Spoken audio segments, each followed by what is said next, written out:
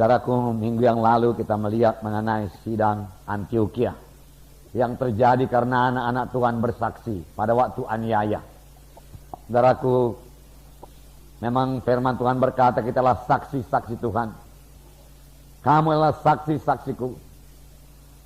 Sidang pertama, walau dianiaya dia terus bersaksi, dia terus memberitakan Injil di mana saja dia berada.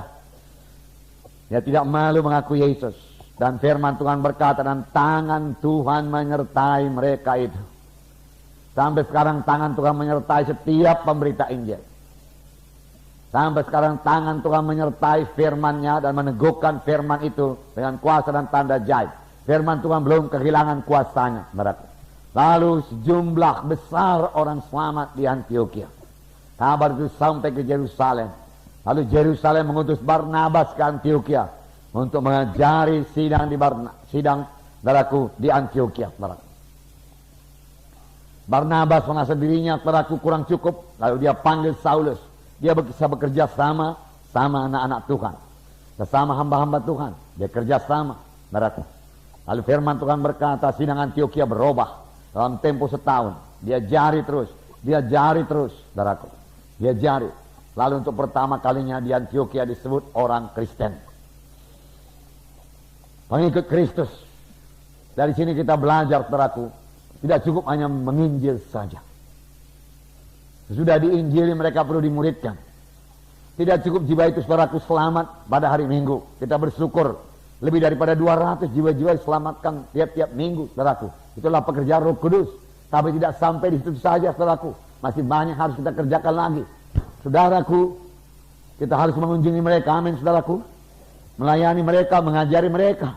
Jika mereka kebaktian lagi, saudaraku, pada hari Rabu di kelompok sel, hari Minggu, saudaraku, di kebaktian Minggu. Setelah mereka belajar firman Tuhan. Di samping itu, saudaraku, kita siap sedia membimbing dia daripada firman Tuhan. Amin, saudara. Mengajari dia daripada firman Tuhan. Oleh sebab itu, seorang anak Tuhan, apalagi seorang pemimpin KKS, saudaraku, kebaktian kelompok sel, saudara, harus penuh dengan firman Tuhan. Dalam pimpinan Roh Kudus. Sehingga jiwa-jiwa itu, saudaraku, bukan hanya sekedar selamat saja, tapi menjadi murid. Berubah hidupnya. Nah, mereka disebut Kristen. Haleluya. Dan dikatakan Barnabas itu seorang yang baik. Baik. Saudaraku. Menjadi orang Kristen adalah menjadi orang yang baik. Amin, saudara. Berubah dalam tingkah laku, berubah dalam karakter. Itu menjadi orang Kristen, menjadi orang yang baik.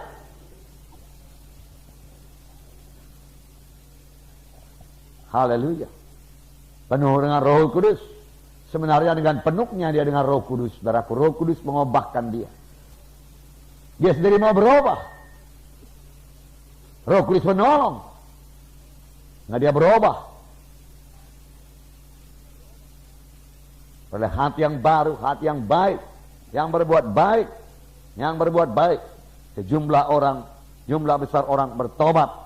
Kemudian mereka mengajari terus, tinggal 1 tahun lamanya di Antioquia. Dan disitulah untuk pertama kalinya murid-murid itu disebut Kristen. Artinya pengikut Kristus. Hidupnya berubah. Haleluya. Nah, saudara yang kasih dalam nama Yesus, jadi tidak cukup penginjilan saja. Penginjilan harus disertai dengan pemuritan. Penginjilan jauh lebih singkat daripada pemuritan. Paulus setahun memuridkan dengan Barnabas. Lalu mereka disebut, saudaraku, orang Kristen. Amin, saudara. 1 tahun dia jari. Dia jari. Tiap-tiap hari. Dia jari. Tiap-tiap hari. Saudaraku. Jangan bosan-bosan. Amin, saudaraku. Dia jari terus. Dia jari terus. Nah, kita membaca satu contoh lagi. Di mana pola ini, saudaraku, diulangi lagi. Kisah 19 ayat 1-11. Kita baca bersama-sama. Ayat 1-11. Mari kita baca bersama-sama. Ketika Apolos masih di Korintus, Paulus sudah menjelajah daerah-daerah pedalaman dan tiba di Efesus. Di situ didapatinya beberapa orang murid. Katanya kepada mereka, sudahkah kamu menerima Roh Kudus ketika kamu menjadi percaya? Akan tetapi mereka menjawab dia, belum. Bahkan kami belum pernah mendengar bahwa ada Roh Kudus. Lalu kata Paulus kepada mereka, kalau begitu dengan baptisan manakah kamu telah dibaptis? Jawab mereka, dengan baptisan Yohanes. Kata Paulus, baptisan Yohanes adalah pembaptisan orang yang telah bertobat. Dan ia berkata kepada orang banyak, bahwa mereka harus percaya kepada dia yang datang kemudian daripadanya, yaitu Yesus. Mereka memberi diri mereka dibaptis dalam nama Tuhan Yesus. Dan ketika Paulus menumpangkan tangan di atas mereka, turunlah Roh Kudus ke atas mereka. Dan mulailah mereka berkata-kata dalam bahasa roh dan bernubuat. Jumlah mereka adalah kira-kira 12 orang. Selama 3 bulan Paulus mengunjungi rumah ibadah di situ dan mengajar dengan berani. Oleh pemberitaannya ia berusaha meyakinkan mereka tentang kerajaan Allah. Tetapi ada beberapa orang yang tegar hatinya. Mereka tidak mau diyakinkan, malahan mengumpat jalan Tuhan di depan orang banyak. Karena itu Paulus meninggalkan mereka dan memisahkan murid-muridnya dari mereka. Dan setiap hari berbicara di ruang kuliah Tiranus. Hal ini lakukannya 2 tahun lamanya, sehingga semua penduduk Asia mendengar firman Tuhan, baik orang Yahudi maupun orang Yunani. Oleh Paulus Allah mengadakan mujizat-mujizat yang luar biasa. Bahkan orang membawa sabut tangan atau kain yang pernah dipakai oleh Paulus dan meletakkannya di atas orang-orang sakit, maka lenyaplah penyakit mereka dan keluarlah roh-roh jahat. Jadi sama saja saudaraku, di sini saudaraku Paulus, saudara, menjelajah daerah-daerah pedalaman dan tiba di Efesus. Itu Roh Kudus yang memimpin, seorang rasul selalu bergerak. Nah, penginjil juga demikian, dia selalu bergerak. Dia rindu jiwa-jiwa selamat.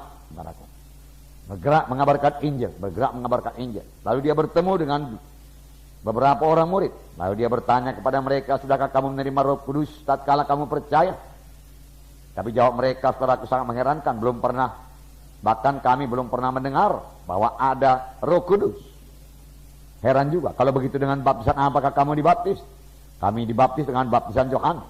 Sebenarnya Yohanes saudaraku mengerti baptisan Roh Kudus. Amin saudara. Yohanes telah menceritakannya. Kemudian daripada aku akan datang seorang, membuka tali kasutnya pun aku tidak berlayak. Aku mempersiapkan jalan baginya. Yohanes Pembaptis berkata, aku membaptis kamu dengan air. Tetapi ia yang datang kemudian daripada aku, dia akan membaptis kamu dengan Rohul Kudus dan api. Ya, saudaraku, Yohanes tahu. Boleh jadi Yohanes tidak memberitakan kepada mereka ini, saudaraku, orang-orang di Efesus. Karena mereka dibaptis, saudaraku, di dalam dengan baptisan Yohanes. Boleh jadi juga bukan Yohanes Pembaptis yang bersaksi kepada mereka, melainkan orang yang sudah mendengar Yohanes Pembaptis. Dan Paulus, saudaraku, tidak meragukan keselamatan mereka. Berarti mereka sudah selamat, saudaraku. Karena mereka percaya kepada, bukan kepada Yohanes Pembaptis, saya percaya kepada apa yang diberitakan Yohanes Pembaptis, yaitu mengenai seorang yang datang kemudian daripadanya, yaitu Tuhan Yesus. Kemudian Paulus menanyakan satu pertanyaan yang penting. Sudahkah kamu menerima Roh Kudus tatkala kamu menjadi percaya? Seharusnya menerima Roh Kudus pada saat percaya. Amin saudara. Tidak usah tunggu dulu saudaraku beberapa bulan, beberapa minggu. Pada saat percaya terima Roh Kudus. Karena bagi kamulah perjanjian itu dan bagi anak-anakmu, bagi seberapa banyak orang yang telah dipanggil oleh Tuhan Yesus Kristus.